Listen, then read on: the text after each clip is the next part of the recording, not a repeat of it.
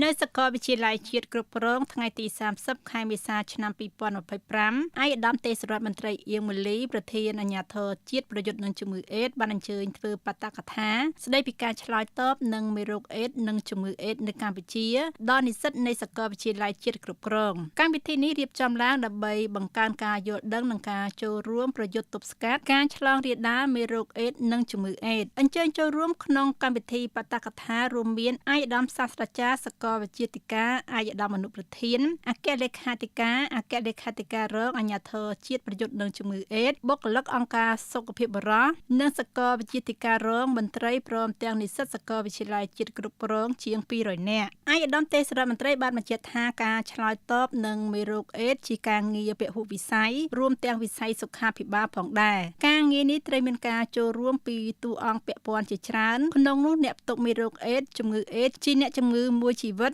មួយត្រូវការថ្នាំនិងសេវាព្យាបាលថែទាំល្អទៀងទាត់យូរអង្វែងពីរមានផ្នត់គំនិតមិនដូចអ្នកជំងឺធម្មតាទេអ្នកជំងឺធម្មតារត់រកពេទ្យរកសេវាព្យាបាលថែទាំដោយសារខ្លាចស្លាប់អ្នកជំងឺអេដស៍មិនខ្លាចស្លាប់ទេនិងមិនរត់រកពេទ្យទេតែពេទ្យត្រូវរត់រកវិញ3មានការខ្មាស់អៀន4រងការមាក់ងាយនិងរើសអើង5ត្រូវការរស់នៅក្នុងសង្គមដោយសមាជិកឯទៀតត្រូវការរៀនសូត្រត្រូវការធ្វើការចិញ្ចឹមជីវិតត្រូវការរស់នៅស្មើសិទ្ធិជាមួយប្រជាពលរដ្ឋឯទៀតដែរវិស័យអប់រំការងារគាំពារសង្គមរដ្ឋបាលសាធារណៈឡាចំណែកឯការបង្ការការឆ្លងមេរោគអេដស៍ត្រូវការ1បញ្ជ្រាបការយល់ដឹងអំពីមេរោគអេដស៍និងវិធីបង្ការការពារកុំឲ្យឆ្លងមេរោគអេដស៍នៅក្នុងចំណោមប្រជាជនគន្លឹះនារីបម្រើសេវាកំសាន្តក្រុមរួមភេទជាមួយបុរសអ្នកបំលែងភេទអ្នកចាក់គ្រឿងញៀននិងអ្នកប្រើប្រាស់គ្រឿងញៀនជាដើម2លើកទឹកចិត្តអ្នកដែលសង្ស័យថាផ្ទុកមេរោគអេដស៍ឲ្យមកធ្វើ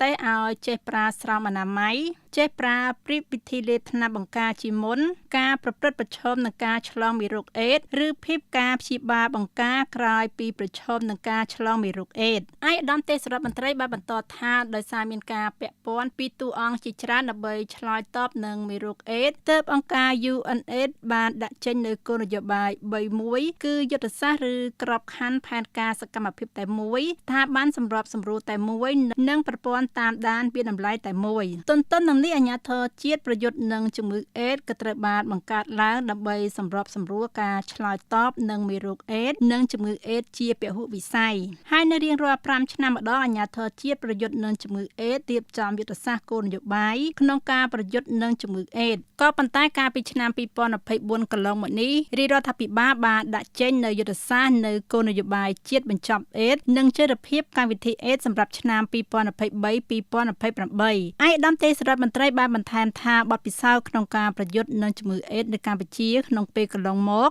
ឲ្យឃើញថាគោលការណ៍រួម3គឺភាពជាម្ចាស់ឬភាពជាអ្នកដឹកនាំភាពជាដៃគូនិងការវិនិយោគបានជួយជំរុញការអភិវឌ្ឍកម្មវិធីអេដស៍ឲ្យទទួលបានលទ្ធផលល្អគួរជាទីមោទនៈ